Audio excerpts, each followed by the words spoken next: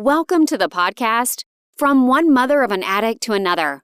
This is a space of sharing heartfelt personal experiences, insightful thoughts, and powerful suggestions, which can hopefully assist and offer strength navigating your journey alongside a loved one facing addiction and mental illness. Hi, welcome to the podcast episode, Sibling Shadows, Carrying the Weight When the Burden Falls on You. So I'll never forget going into a session at NAMI, National Association of Mental Illness. And this was when I had no idea what was going on. And I just was pulling straws, like any class, anything, any education, I was there. Anything to learn about mental illness. And my son already was trying to save the world. So I needed to know what was going on. What do I do? What's my next step? What exactly does he have? Does he not have? How do I know? How do I get him diagnosed, etc.? So when I got to this class, there were probably about 16 people. There was a girl that was sitting next to me, and she was pretty young at the time. And I'd say she was, if I recall, about 23 years old. And she was there for her brother. So she started telling me about how her parents gave up on him and that he's on a park bench. She knows where he is. He won't go to get help. They've completely walked away from the situation, and she feels like this is all on her. The burden's on her. Worrying about him is on her.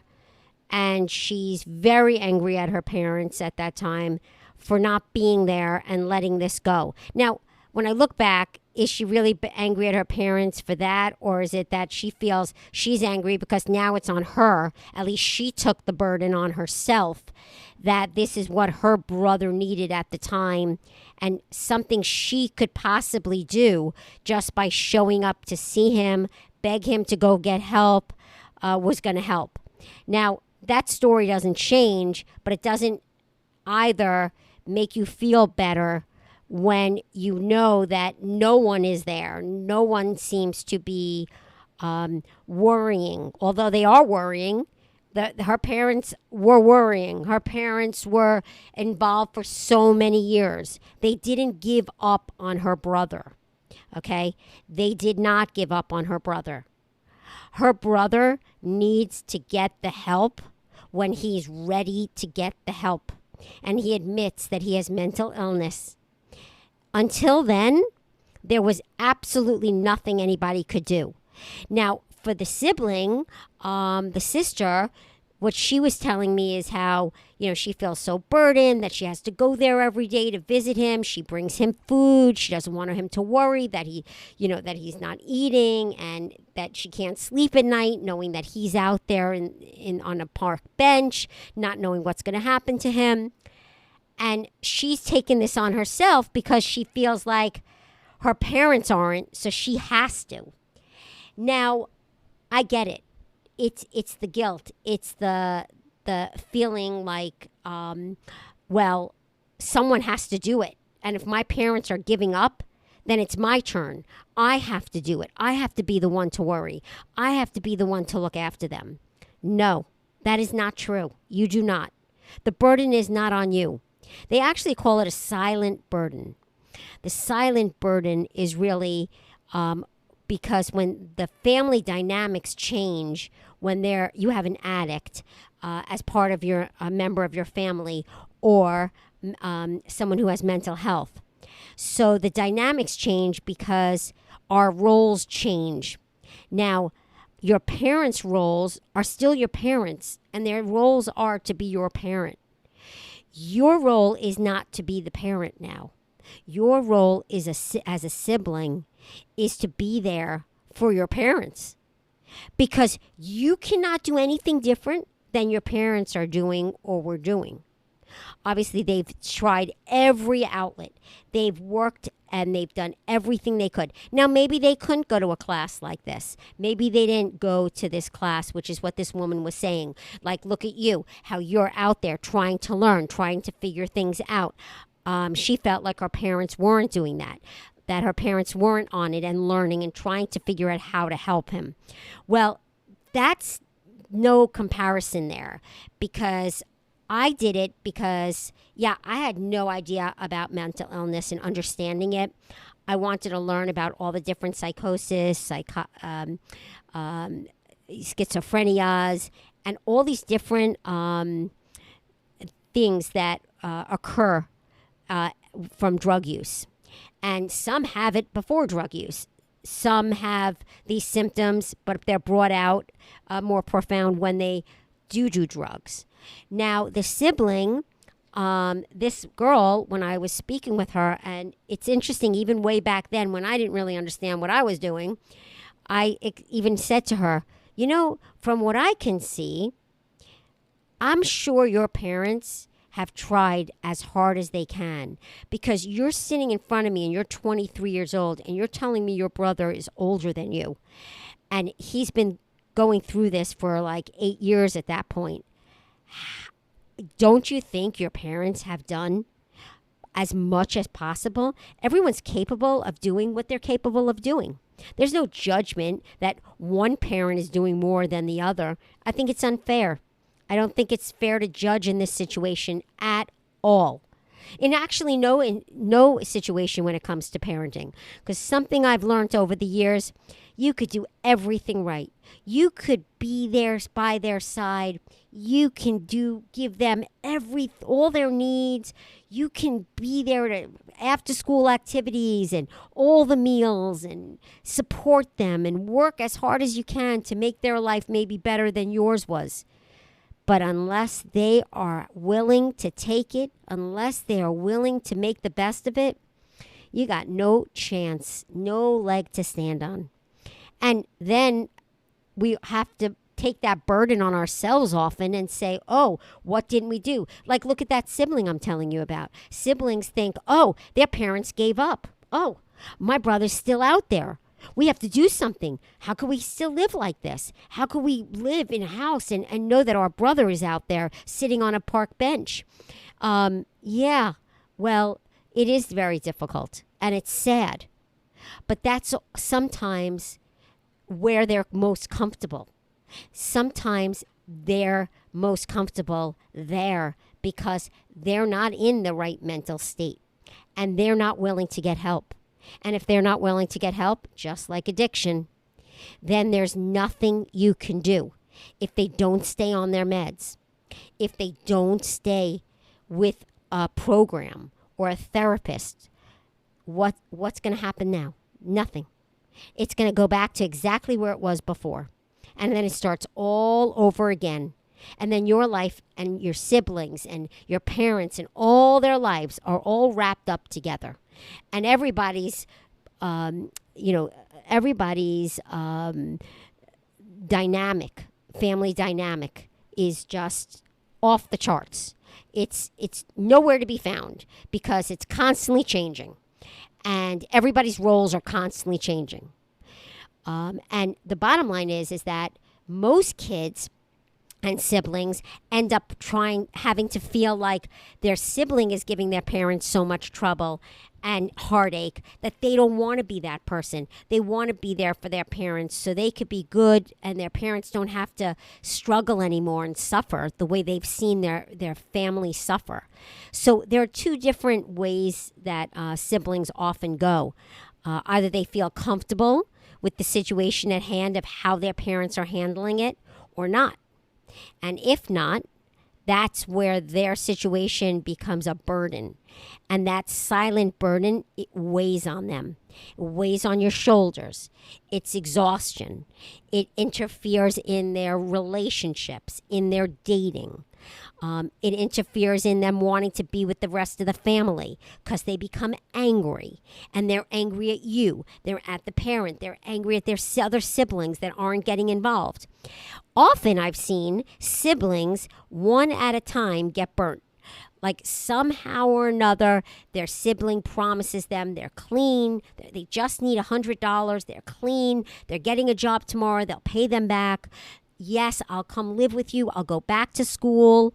I promise you no drugs.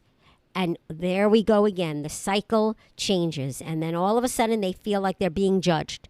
And then they leave. They go on to the next place to live. And then they start all over again until they're judged, until they have to answer to something. See, it's not being judged. It's them having to answer to something. And that's where it weighs on siblings because they're innocent. They don't know. It's not like you've been to a million classes and you know what to expect from an addict or someone with mental illness. I mean, there's so many ways of diagnosing someone with mental illness that nobody knows.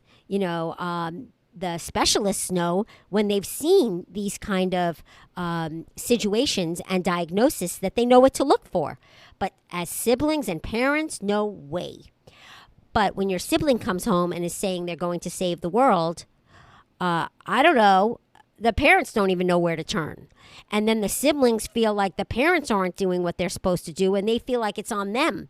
And if they're not moving fast enough, they try to intervene. And that's not working either. Because then the whole family's in chaos, which they are already, unless they have gotten the right help. Now, I believe as a sibling, I get it. You don't see your sibling getting the proper help. You don't see your parents working on this or talking about it over and over and over again. So you're not feeling confident enough that they're on it or taking care of this. Sometimes I believe that parents often try to silence the situation, not speak about it to the other siblings as much, go on with life, and it's kind of the elephant in the room. I disagree with that. I disagree with that because that actually puts more pressure on the siblings. Being upfront, explaining to them what's going on, explaining to everyone in the family the stages that the addict or mental health diagnosis sibling is under, where they're at, and what they're supposedly expecting to come next, because nobody knows. You hope and pray, but nobody knows what comes next. A lot of times the addict is not, they're lying. They lie to each sibling to get what they want out of you. And then they throw you to the wall. And then you get angry and you're upset because you feel like they went against you. You feel like they lied to you. You feel like they cheated you. Yeah, they did. And they stole from you too. That's angry. That makes you feel sad. And you can't believe you've had a relationship with your sibling and this is how they're treating you. You bring it back to you, just like you're blaming your parents for not doing enough. This is not about you. This is not about your parents doing enough or not. This is about your sibling who cannot handle where they're at in their life, and they've focused on drugs and really have put themselves in situations that have sabotaged themselves. And at this point, there is nothing you can do. You can say, do you want to go to rehab? Every day, if you want to go visit your sibling that's out there on a park bench, or you don't know where they are and you're trying to track them down, why? What outcome do you think is going to come of you trying to track them down, of you trying to socialize with them? You know, there are plenty of us as parents that see their kids on social media in different lights, in different areas, avoiding their family, avoiding friends, avoiding people they've known their entire lives. Of course they are, because they're started a whole new life, so no one knows them. Nobody can judge. Nobody can ask them any questions. And they just feel like they could start over and they don't have any problems. They're going to be fine because they don't have their family or anybody in their lives to nag them or cause them such pain of loving them, because then they're not disappointing us. And that's really what it comes down to. Disappointment. Them feeling ashamed, embarrassed that they have disappointed us, which in fact, all we really want at the end of the day is our kids and our siblings to be healthy and happy. If they could wake up every day, whatever they want to do, and have a productive life, whatever that looks like to them, most parents will be fine with that. That is what we strive for as parents and siblings of addicts and people with mental health. We wish them love. We wish them companionship. We wish them the ability to have a day of importance, a day that matters to them, and they're fulfilled in some way or another. In some ways, they are fulfilled. They get up every day and they're homeless. They have to struggle to figure out where they're going to find food and where they're going to sleep that night. That's all part of their purpose on a daily basis.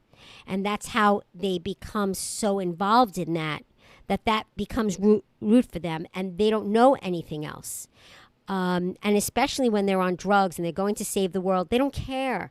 I remember my son saying, "Oh, I don't care if I sleep under a bridge." Really?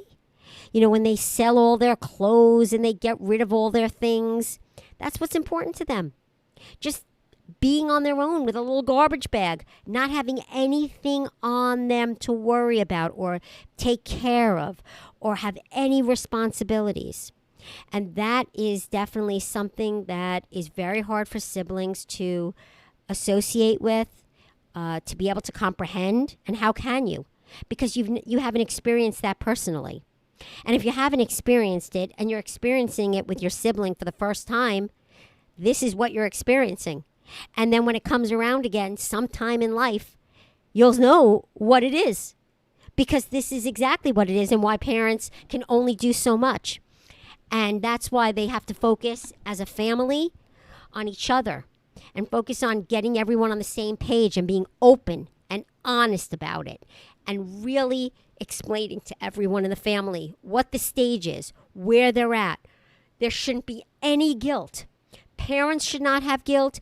The siblings should not be. Don't put guilt on your parents. Don't act like they didn't do something. They did something wrong. They let them do something. They gave him money.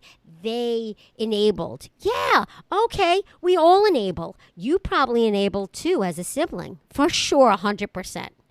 If you've lent them money, if you've driven them somewhere, if you've picked them up from somewhere, if you've covered for them, if you've bought them things, even when they've said they'd pay you back, if you've bought them food, if you bought them cigarettes, if these are all things that you also enabled them with. But unfortunately, these are things we have to learn, and it takes a long time. And the first thing that addicts do is they work their way around a family, and they manipulate everybody. And manipulation is, mom and dad left me, mom and dad don't care about me, and then the guilt that goes on their siblings occurs, and then they start blaming, and they believe the addict, and then they don't believe the parents, and then they're critical of the parents and the way they've handled this, and then there are no boundaries. Boundaries? What boundaries? Everyone's all over the place. It's chaos. Got to go back to the fundamentals. Even if you're the sibling, you go back to your parents and you say, you know what? I think we need a family meeting again. I'm feeling really sad. I'm feeling upset. And I feel like we're all talking behind each other's backs. I don't feel like we're a team. And we need to come back together and be a team about our sibling. And when you do that, you're all in it together. You all have a common purpose. You all feel like you're involved. Not one person trying to take control. Because typically, there is one person that's the leader of the pack. There has to be. But that person is responsible for keeping the family together, at the same time being there for the siblings and their partner, and knowing what the next steps are in trying to cope with having an adolescent as an addict, and sharing all the details of the steps that come with that with their other kids and with their partners. And typically, it all falls on one shoulder. It's a heavy shoulder, and that's just how it is. They carry it until they're not strong enough to carry it anymore, and then someone else takes over. Although it's there on that person's shoulders, but then it takes over to the next person. I never had that as a single mom. I didn't have that. I wasn't able to put this on anybody else's shoulders. I wasn't able to share the burden. Max was not in belief of where my son was at. He didn't believe that it was that bad. He didn't see it as a problem. And so I was fighting on all ends, and I had to be the strong one. And I didn't want this to interfere with my other son. So I would constantly explain to him, I am doing this. This is what I have to do. You go on. This is not your responsibility. I am taking care of it. And when I was able to do that, the burden came off of the sibling. And that, as a parent, you have to do. And if you're handling this as a sibling, you need to go to your parents and try to understand, what are they doing? Why do you feel that they're not doing enough or haven't done enough? Why are you at that place? Maybe they're actually strong. Maybe they're at a place where they're able to say, no way, we're not going here. He's going to act like that? Get out of the house. That is a strong person. That is someone that's doing the right thing. It's very hard for parents to kick their kids out of the house and not know where their kids are going to go, and not give them money, and not care where they're going, and not knowing where they're at for a month, 2 months, 3 months, maybe even a year, more years. This is what happens. But what else do you have? What else can you do? After many rehabs, after homelessness, after them neglecting themselves, lying to you, cheating you, stealing from you, horrible behavior towards you, accusatory, psychosis, what more can you do as a person? You've been there. And, it's funny. I hear people say, oh, well, you love them. You're there for them. You never stop loving them. Who says we're stopping loving them? As a sibling, they never stop loving their sibling just because of the disease that their sibling has. Nobody stops loving their kid because they not enabling them anymore, that they're not running after them to find out where they're at. That doesn't help anyone. It doesn't help you as the parent. It doesn't help you as a sibling. And it doesn't help the addict or the person with mental illness because they're not willing to get help. This is not your first rodeo with this. I am sure it's many times you've been through this, just like me. And people will say, oh, well, if you know where they're at, go get them. And, even his sibling actually told me, I was kind of shocked. I see that he was traveling something on social media. He was showing that he was pretty close to where I live, and he didn't even bother to call me. He didn't call me to meet with me or want to see me. No, of course they don't want to see you. You're a reminder of what they did wrong, of where they're at in their life, where they don't even want to be, but they are, and where they failed, and their cruelty. They'd have to admit that they have a problem. They're not going to admit they have a problem. They will stand their ground and say everyone else faulted them. Everyone else was the problem. And that is where it comes down to. And once the siblings can understand that, then the family also can come back together and be a family. Unfortunately, yes, without that sibling. And it takes time to get used to it. The feeling of loss will always be there. But there are times when you kind of forget because you're used to it not being around.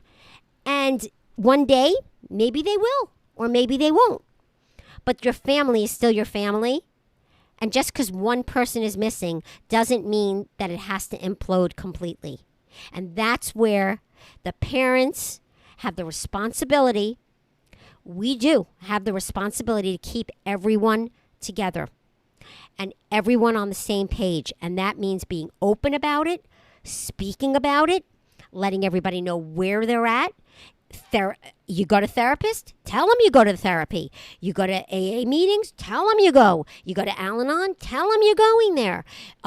If you go to NAMI, get them involved. Not everybody has to be involved. You don't have to have a reminder of this every single day. I personally don't. I did Al-Anon. I felt that I brought my son once to Al-Anon with me at the Sibling, and he said, I could see how this can help you, but I'm not going back. He actually went at a session that was, oh my gosh, it was so emotional that it was probably the most emotional session I've ever been to at Al-Anon. That probably scared him, which is why he's never gone back. I do believe that he would do great in a group meeting session, but I don't believe that he's ready for that. And it's interesting, how old do you have to be ready for something like that? To hear other people's stories, to want to find out where your sibling's head is at and why they are the way they are. And that not only are they not alone, but so many people out there experience this. And I think it's an avoidance. And it's easy for kids that have parents that are very involved, that know that their parents have done everything in their power to get their sibling help and have done everything to be there and giving them the tools that they chose not to use. And that's when the sibling doesn't have to feel that they need to go for help and address this situation, an illness, because their parents took on the complete burden of this. It doesn't mean that it hasn't affected every sibling in the house. It has. It's affected extended family as well. But as far as the siblings, I always often will say to my son, maybe you should just try to go to a class, maybe you'll meet some other people that have siblings that also are addicts, and maybe it'll make you feel good. But some people don't feel like they need that, and that's okay too. Some people just have the strength in themselves that they're used to it, that this is how their life was for so long now, and that they understand that their sibling has an illness and that it's not about them. And when you get over the anger as a sibling, that's when you know you're at a good place. Got to get over the anger. If you're in an angry place, then you don't understand what it is that you're experiencing in the family. And that means the family needs to regroup and get their situation back. Anyway, thanks for listening. I hope this helped. And please continue to listen. And I hope that you take away that you as a sibling can do everything in the world, but it doesn't mean that it's going to change. Thanks for tuning in. I trust this episode brought you insight and strength, offering valuable coping strategies. Stay connected with weekly content, plus follow if you enjoyed, and be sure to journal for your own self-care.